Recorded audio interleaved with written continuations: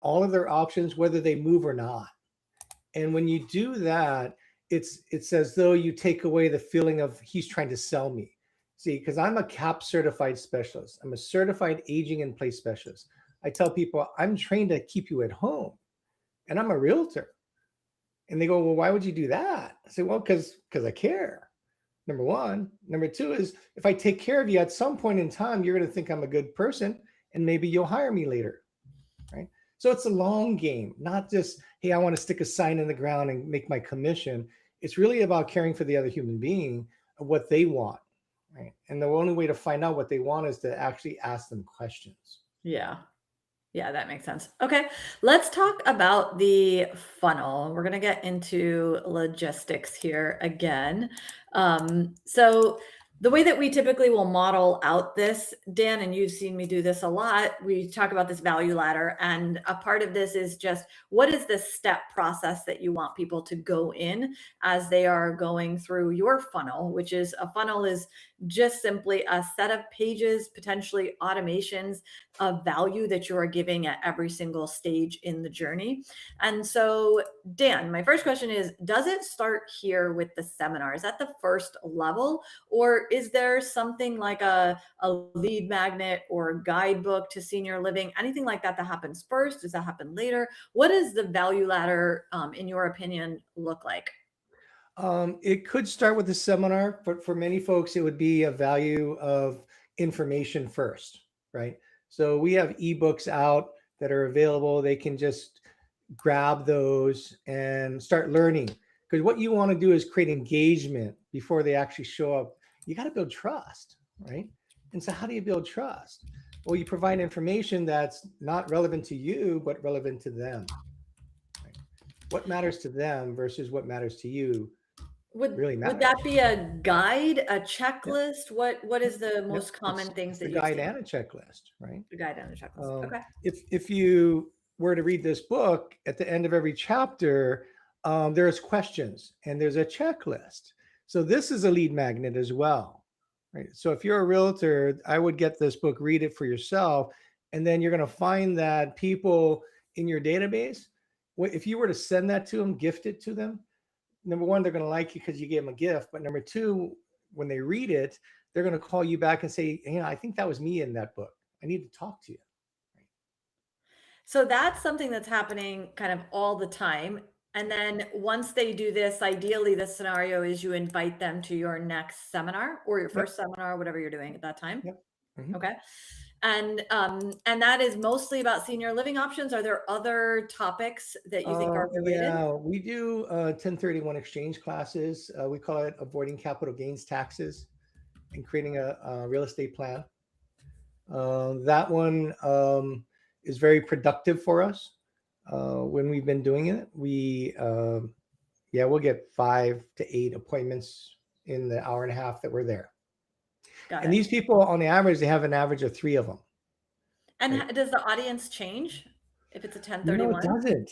It Yeah. doesn't. Why? Because think about who owns all the real estate in America. It's not a 20 and 30-year-old. It's It's the a baby baby boomers. boomer and their parent. Yeah. Right. Yeah. Okay. And then in terms of the listing appointment, you talk about this real estate plan. Is Mhm. there what is this a hard artifact that you give out when you do the listing appointment? What are they expecting when they come in, or is it just really a light conversation that's Yeah. happening? What So knowledge do you need to have as an agent to yeah, so deliver that's a this really good appointment? question. We actually don't call it a listing appointment unless somebody says, "Hey, can you come over? I need to sell my house." That's called a listing appointment. But for most of them, they're called strategy sessions. Right? Why? Because we're going to try to help you create a strategy. Right? Number one, it doesn't sound like a sales pitch. Right? I'm not committing to sign anything today. Um, so we call them strategy sessions. Why? Because we want to help you create a strategy. Many of our clients, when they meet with us, they're not ready at that moment to sell. Yep. But what your goal is to have a pipeline of business that's wide and fatter than anybody else's in your marketplace. I mean, we had people 6 years later come back to us and say, I'm ready now. Well, that's what you want, right? You want just recurring business. Like yesterday, our guys were on the phone. We got 2 appointments from people that were just in our database. So most of your business won't come off of this. It'll come off of the nurtures. I believe the nurtures are where most of your business will come from. So you should, so when you're doing one of your seminars, what should you expect will happen immediately? And then how long do you think it will continue for, where it may be 3 months later that you'll get some, or do you have to keep doing the seminar to continue to, do people come to more than one seminar? Oh yeah. Oh yeah. We've got groupies. Yeah. They're followers. They come to every single one because they're, this demographic, some of them are fairly slow to make change, right? Change is hard. And so they have to get comfortable with change. And sometimes it takes 3 to 6 visits with us to do that. But some of them, so the 1031 exchange is where you're going to get the fastest listing appointment. Why? Because they're coming because the tenant's gone. Now they figure, what do I do? Do I rent it or sell it? Right? Or I can't rent it anymore because there's too much deferred maintenance, right? Or I want to get rid of my tenant because they're a pain in the butt. But when I do that, I don't want to keep it, right? And I want to create passive income. So the 1031 exchange we find is the fastest way to get to your sale, your listing appointment and your sale. Those classes, those strategy sessions, they often lead to a strategy of more than 2 steps. Some of them could be 6 or 8 steps based on how many properties they have. Sometimes we're selling 3 to buy 1. Sometimes you're selling 1 to buy 3, right? And so these are strategies that most people never ever talk about.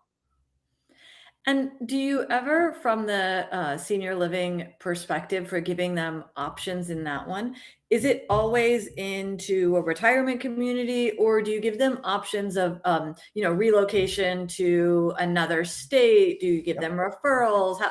What are all the different options that you can provide? So they can stay home, don't do anything. By the way, no action is a decision. No decision is a decision, right? Move in with their kids. They could downsize to a house or a smaller house or condo. They could go to a retirement community. They could go to an adult residential care home. All these in my market. Then they can do the same thing outside of our market, anywhere in the country, right? Because of our network and our community, we can connect them to agents all over the country. We have clients in Hawaii that are going from Hawaii, which is expensive, to areas like Georgia, Florida, Texas, Louisiana, South Carolina, where the care costs are cheaper. Some people are actually going to where their hospitals are, right? They're moving to a specialist area to take care of their care over the next several months of their life, right? We actually had a person that sold a house and bought 8 properties, do it at 1031 exchange, 8 properties. Why? Because they needed enough cash flow. And then I think went to Tennessee, they had so much cash flow to pay for the care because they didn't have insurance, right? So there's a lot of different ways you could go. And how do we find out? We ask them questions, right? Where are you thinking of going? In your ideal world, what would that look like? What are the needs that you might foresee in the next 5 or 10 years? Who do you want to spend your time with? Do you have the financial ability to do so? A lot of questions, right? Yeah. Okay. All right, let's talk about the follow-up and the nurture. So immediately after the seminar, what's the initial follow-up, especially, mostly for the people who didn't book an appointment right there, right? What's the immediate follow-up that you recommend right after that session or as soon after that session? And then what does a nurture look like for those people who specifically attended? We're going to do a call and an email. A call is to say, thank you very much for coming. Did you have any questions? What resonated with you around that seminar? Do you know anybody else that would like to see this information and get this information that we should talk to? You're looking for an opportunity within the opportunity, right? And then the email does the same thing. The email goes on longer, typically on the call. So you have 2 groups of calls, right? One that's the people that attended, the other is that RSVP'd and didn't attend. So if they RSVP'd and didn't show up, we'd call them and say, sorry, we missed you. Is everything okay? And here's the next time for that you can come to this seminar. Or would you like to just come in for a free strategy session? Yeah, would you like to create a real estate plan? Okay, makes sense. And you'll say that goes on for how long? The nurture? Oh, the emails, they never stop. So it will at the same cadence of the weekly, it will keep happening. Yeah. Okay, good. Okay. All right. So we're going to get to questions because I know we've got like 10 minutes left. But what I want to do is just show a couple of things that we're going to be sending out. There'll be a link in the description below where you can get access to some templates and AI prompts that will help you build the marketing plan behind this if you're planning on doing this in your market. And so what that actually looks like is, let me show you. So whenever you're doing any sort of funnel, right? You're building any sort of funnel or automation, it's typically a series of steps or pages. So the example that I shared with you was the seminar page, and then there's some sort of confirmation page. And in that confirmation page, it's an additional way for you to communicate. You can even offer them, the consult on that page. But there's also an automation that should always be tied to this, which is where your follow-up and your nurture would happen. So in the example here, you can actually see, we're going to show you what this will look like, and you will get all these assets of what you can use, but it's kind of what actually happens. This is what you have to think about when it comes to you want to be able to put this seminar in place and then be able to continuously have it run. So the only thing you are doing is setting the date and getting your venue ready so that when somebody signs up, they automatically go through the automation. That may be an email confirmation. It may be an SMS message, a follow-up reminder before the event, the I'll see you there, here's the map location, right? All of that would happen, plus the follow-up. So once they're actually there, they leave. If you have any questions on your drive home, feel free to reach out. Here's my number directly. Things like that actually help you get more out of what you have just done. So this will all be available for you guys. We'll give you the prompts you can use to develop the entire nurture that is customized to your market. And again, that will be available in the description. So let's just get to some questions. I already have a bunch of questions that have come in. And so I'm going to start just with the ones that asked first, honestly.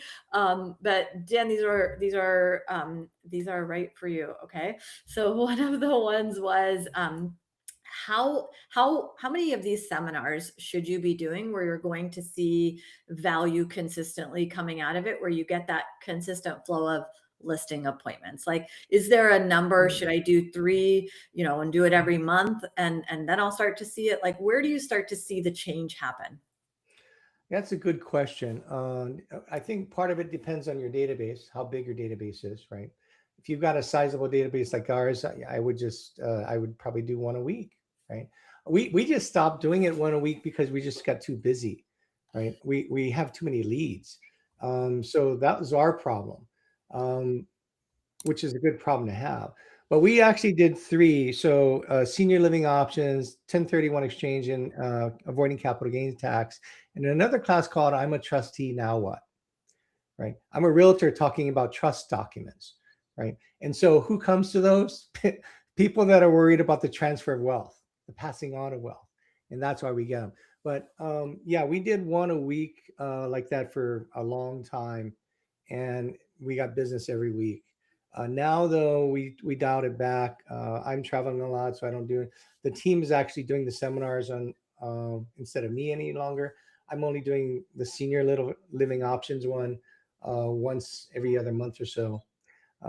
So one is your database. The other is building relationships, right?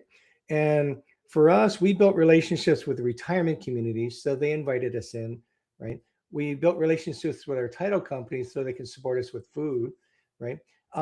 We built relationships with financial planners. We actually are doing seminars for financial planners, their database. We're doing it for credit unions, right? Where they've got 45,000 members and they're asking us to do seminars for them to create stickiness, right? Because the value in the seminars is giving information, but from the other side, from a financial planner's perspective, they want to create stickiness. From a bank's perspective, they want to create stickiness from their database. So get this, we did a seminar for a bank in our market, the 3rd or 4th largest bank in our market, every single month. And they put it in their stuffer, they put it on the sign behind the teller, and we filled the seminar. Right. So we got into somebody else's database. And that's what Gary says.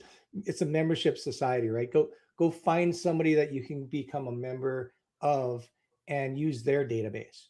Yeah, that's smart. That actually goes into the second question, or from someone else, but it was about vendor relationships. Would you recommend if in order for you to help gain confidence in what you're talking about, would you recommend bringing in a vendor like a financial planner, real estate attorney in the room to host the seminar with you? Well, that's actually how we did start 20 years ago. 6 months into becoming a realtor, I did seminars. Crazy, right? I mean, that's kind of stupid. But I did. I brought in escrow company, a termite company, a home inspector, that kind of thing for the how to buy a home in today's market. And then I brought in, sometimes I bring in an attorney, sometimes I bring in a financial planner, but very, very infrequently I did that. But what I found though, when you bring those people in, guess what? They're going to get the information from them and they're not going to use you. Yeah. Right. So I stopped doing that. And I started being the connector for all things real estate related. So they'd have to come back to me to get access to these people. Right. And that worked better for us. That makes sense. Okay. Um, this one is Selena. If I don't have a lot of people in my database, what would you recommend in terms of getting more people to attend the seminar? I would honestly recommend using as many channels as you possibly can: Facebook, Instagram, doing posts, boosting those posts, doing a YouTube video about options, right? Taking that YouTube video and then having your funnel page exist on that YouTube video. And I would also do direct mail. One of the things that is amazing with direct mail is that you can go and target people who are actually aging into there. You can demographically target them in your area, and get a list together super easily. So I would definitely recommend doing postcards to get people to attend.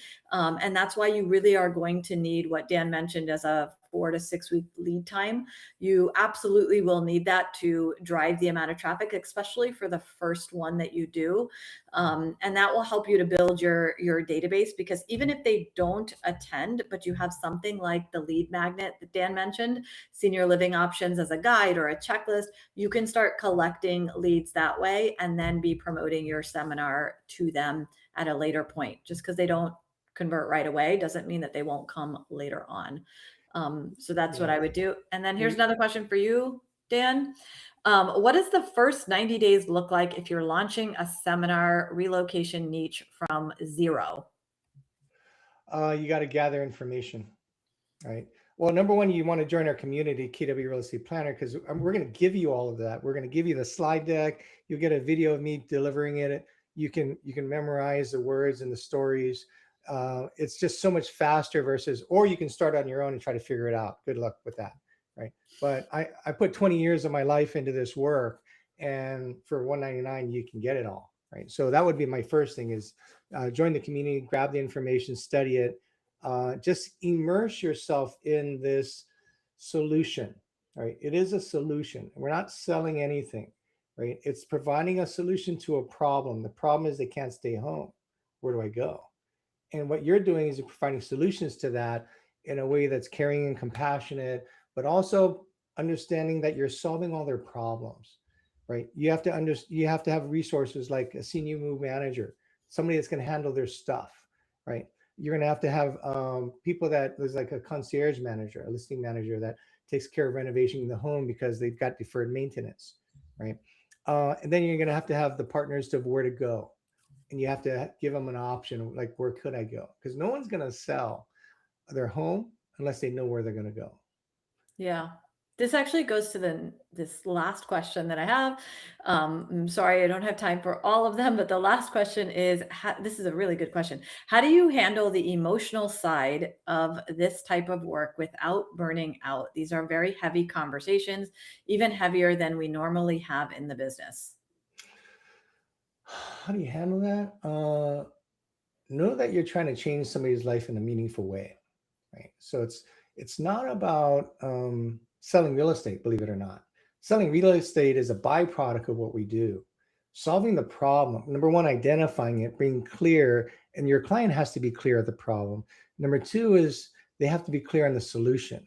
Once they're clear on the solution, then they're going to move forward, because then they're going to see it as, oh, I can do this. It's easy enough.